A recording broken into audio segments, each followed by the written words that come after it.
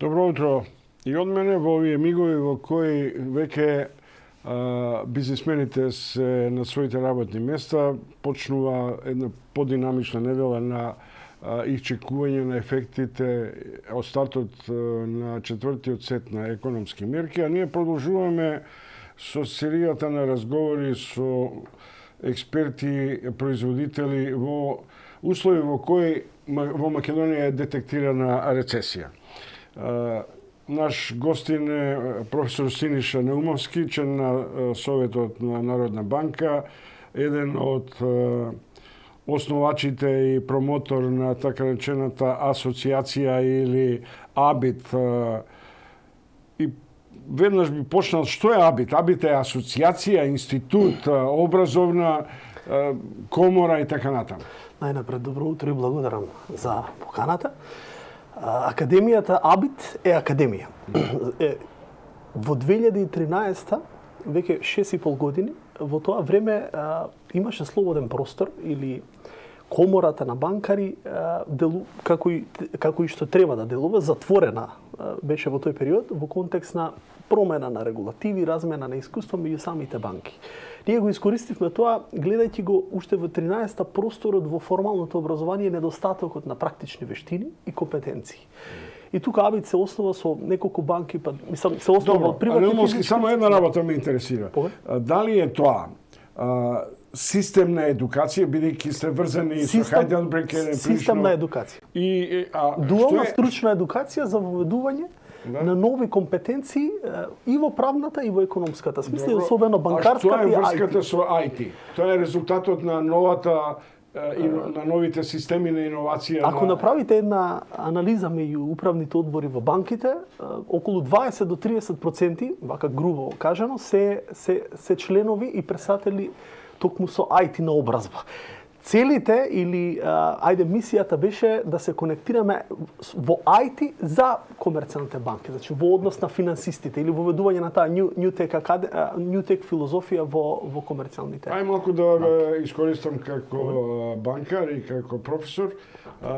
Поранешен банкар. Македонија е влезена во сериозна економска рецесија, не е тоа само кај нас. И кога ќе кажеме не е само кај нас, сите мислат дека е тоа алиби за сегашната влада.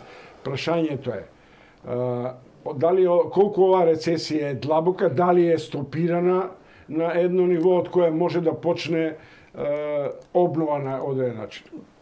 Добро прашање, легитимно во тој контекст, ајде би дал мал поширок вовед. Добро е за гледачиве да објаснам, или често ние говориме со банкарите, која е таа вкупна парична маса во економијата. Значи се работи за некои 14 или повеќе од 14 милиарди евра, од кои што банките завземаат некаде околу 6,5 милиарди евра од паричната маса припаѓа на комерцијалните банки. Ако на тоа се придодаде и околу 2,5 милиарди пари кои што ги има Народната банка, значи некаде говориме за двојно повеќе од колку што е конструиран буџетот. Ако буџетот сега го конструираме на 4 милиарди, ние говориме за некои 9 милиарди евра пари кои што ги контролира монетарната власт. И токму тука е предизвикот да ја говориме оваа тема или вниманието на важноста од монетарното визави фискалното дебатирање во макроекономијата. Кога ме прашувате за рецесијата, да, неодамна излезе и монетарната власт со објективно независно мислење, не е воопшто алиби ако говориме регионално и за земјите од еврозоната дека таа рецесија е практично и причинско-последично таму. Да, генерално знаеме, корона кризата е присутна. Рецесијата е според независното мислење и според субјективно, јас ќе говорам како професор, не како представник на Народната банка, краткорочна. Има ефекти особено изразити во вториот квартал. Ако направиме историјат, Македонија или Северна Македонија има првиот квартал некоја нулта позитива, практично пред започнување на кризата, и најголемиот ефект од кризата се почувствува во вториот квартал. Веќе тука одиме со пат на 12% на бруто домашниот производ, за да во третиот квартал, еве сега и на крај во четвртиот се стабилизираме повторно на една негатива, јас би рекол, има акомодативен карактер ситуацијата сега во макроекономијата. На некои 5,9% негативно. Тоа е минус. Тоа е минус. На прашањето е на луѓето која ќе излеземе од овој минус, како ќе излеземе. Но веќе во првиот квартал или во првата половина, тоа се оние сценарија на Меѓународниот монетарен фонд кои викаат имаме две алтернативи. Би говорил со релевантни бројки на овие меѓународни институции.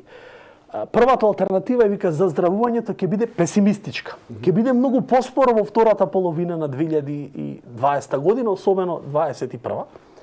А она оптимистичката која што јас ја застапувам лично вели дека ќе оди со поголема динамика или динамиката на заздравување ќе биде многу побрзо отколку што е реалното објективно првично сценарио на ММФ. Одговорот на прашањето ќе биде кога ќе излеземе.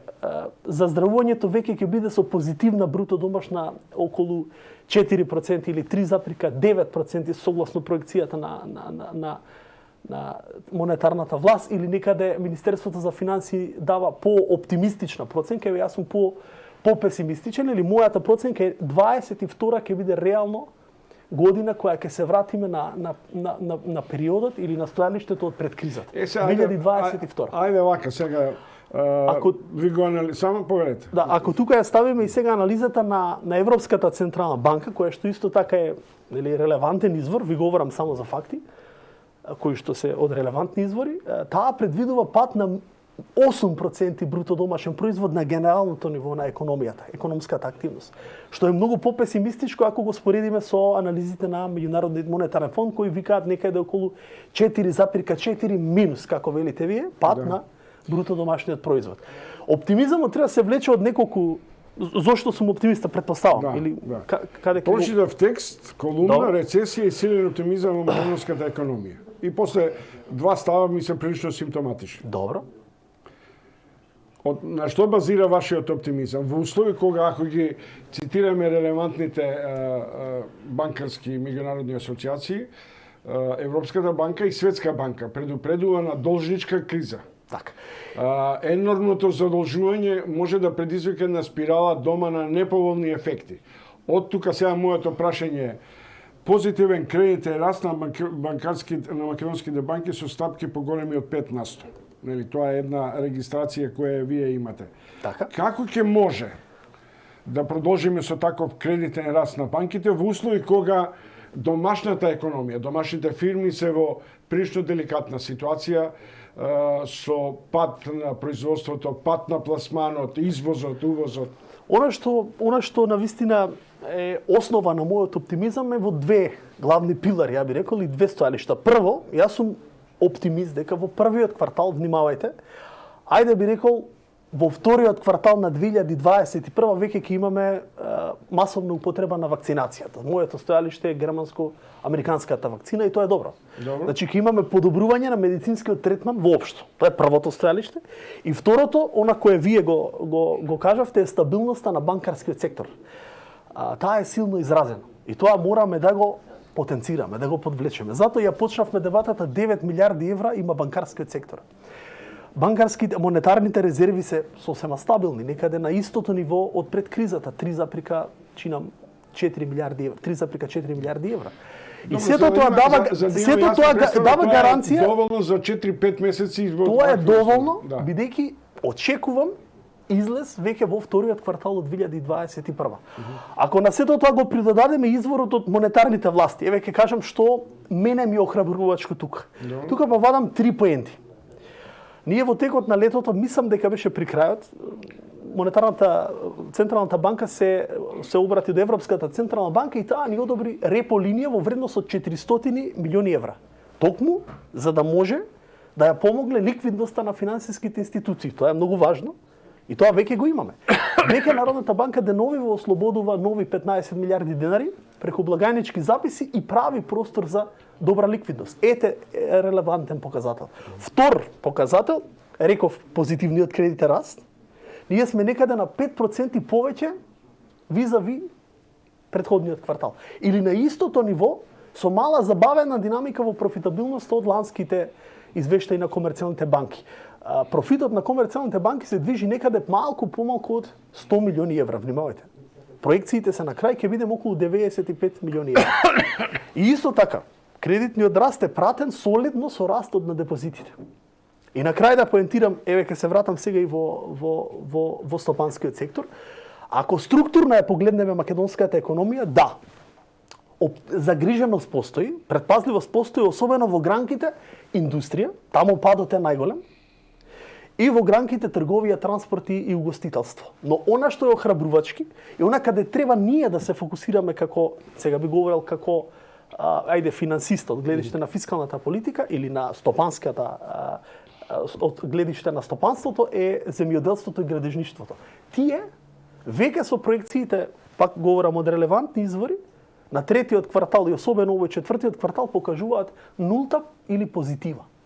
Ако тоа е така, а податокот вели да, така е, тогаш со право може да го гаиме тој оптимизам дека оваа криза набрзо ќе доколку, повторам, ќе излеземе од оваа криза доколку нема сериозен трет бран.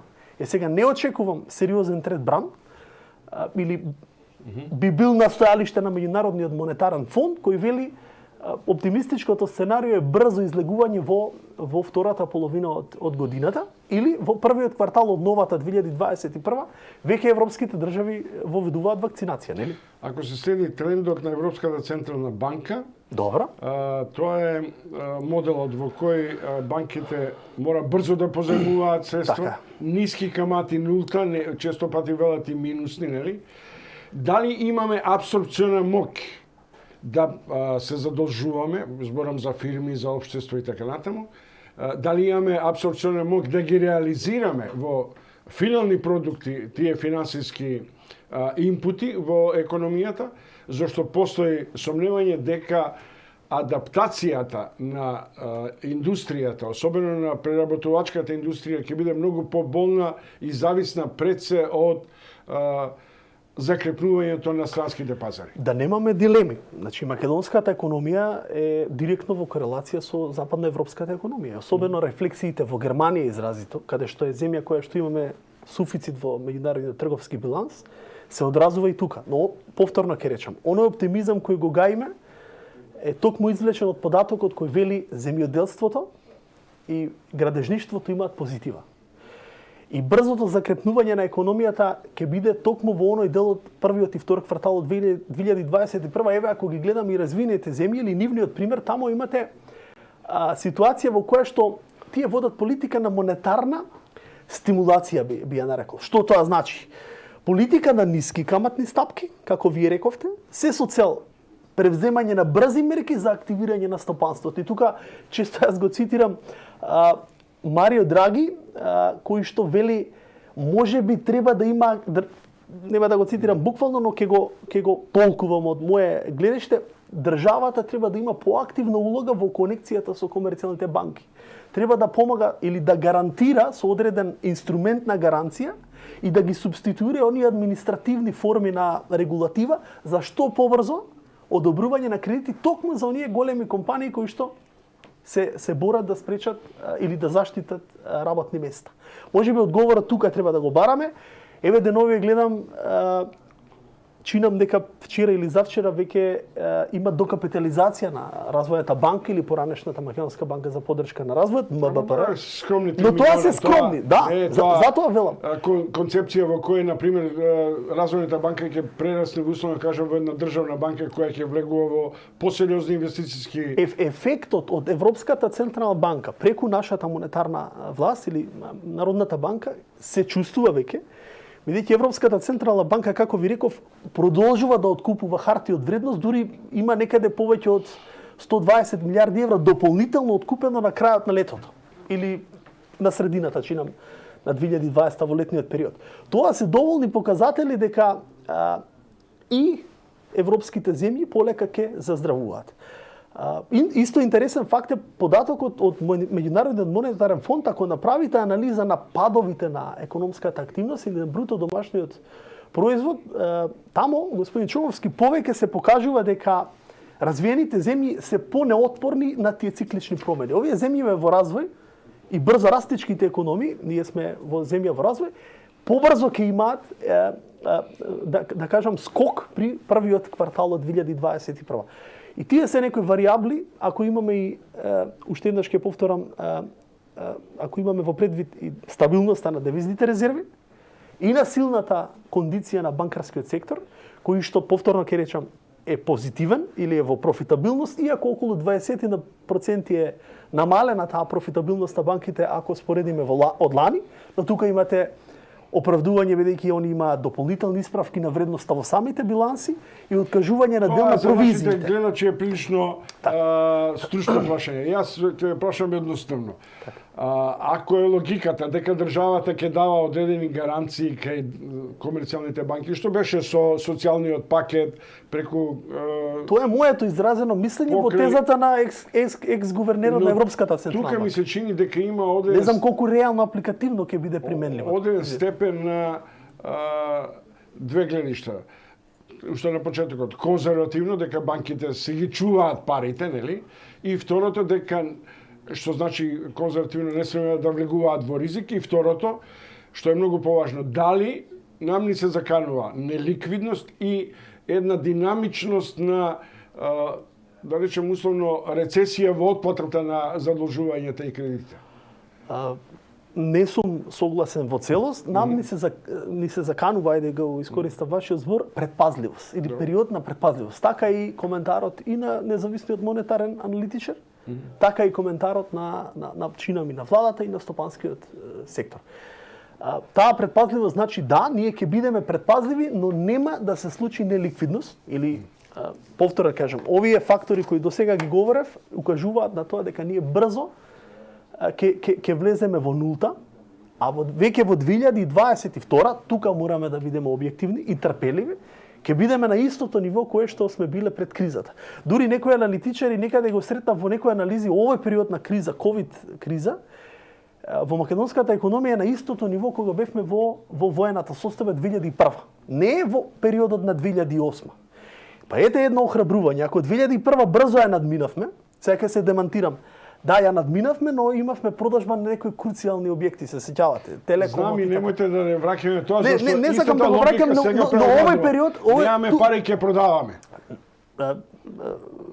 Ако е економски исплатливо, ако некои државни јавни претпријатија се буквално само за да купат социјален мир или нерентабилни, тогаш зошто да не ја отвориме таа дебата? Да не се сватиме погрешно. Јас говорам од гледиште на предприемачи или независно мислење. Ниту имам намера да бранам некој, ниту имам намера да бидам во функција на некакво алиби. Реално, ние овој период сме го поминале во 2001. Затоа ви ја направив таа паралела, бидејќи стои тоа во некое независно мислење на, чинам дека во некои извештаите кои деновиве ги читам на заседнициве кои ни предстојат сега кај нас, ние сме полоши од 2008 во однос на статистиката и бројките, да не ги повторувам уште еднаш, сме на она ниво од 2001. Ние 2001 успешно или ја надминавме таа криза. Причинителите објективно сега, да бидам објективен, беа тие крупни продажби претходно кумулирани, кои што може да се отвори друга дебата дали се добри или не. Моето мислење тука е прилично негативно. Мислам дека можеш и поголем ефект од тој чин на 2001, но тоа е друга дебата. Она што сега е на пиедесталот, ликвидносната криза од монетарната гледна точка не постои. Или би рекол мора да сме предпазливи. Има изразени ризици кои што влегуваат, повторно ќе кажам, веќе во последниот четврт квартал во позитива. Или преовладуваат позитивните ризици од целокупното монетарно. Добро, вие сте еден од ретките мои соговорници кои ќе видиме реално, мислам, кој влегува со ваков теоретски па и прилично аналитичен пристап на реален оптимизам. Јас ви говорам би сакал да се западните, највеќе германската економија пратам, бидејќи тука и делувам како ме прашавте на почетокот со Хајделберг. Кај нив економската активност беше многу полоша во вториот квартал отколку кај нас. Сега не го говорам ова повторно за алиби, ајде да ја погледнеме регионалната состојба. Хрватска имаше во вториот квартал минус 15 бруто домашен производ. На истото ниво беше и Бугарија, Албанија. Србија, што е интересен податок, беше на минус 6, иако не е земја членка. Па тука, од тука ние некаде се движевме под тој просек регионално. Ако ги видиме западноевропските земји или земјите од еврозоната, исто така во вториот квартал има негатива од минус 15. Сега веќе влегуваме на едноцифрена негатива. И тоа не треба да не плаши или да создаваме една атмосфера дека еве готово. Не, ние сме го поминале овој период. За жал, не знам колку од западноевропските земји го поминале ова неколку пати, но ние, бар во моево и вашево делување, 2001 не беше многу одамна. Сиромашите велат дупло плаќаат. Ви благодарам многу. Синиша Наумовски треба да завршиме.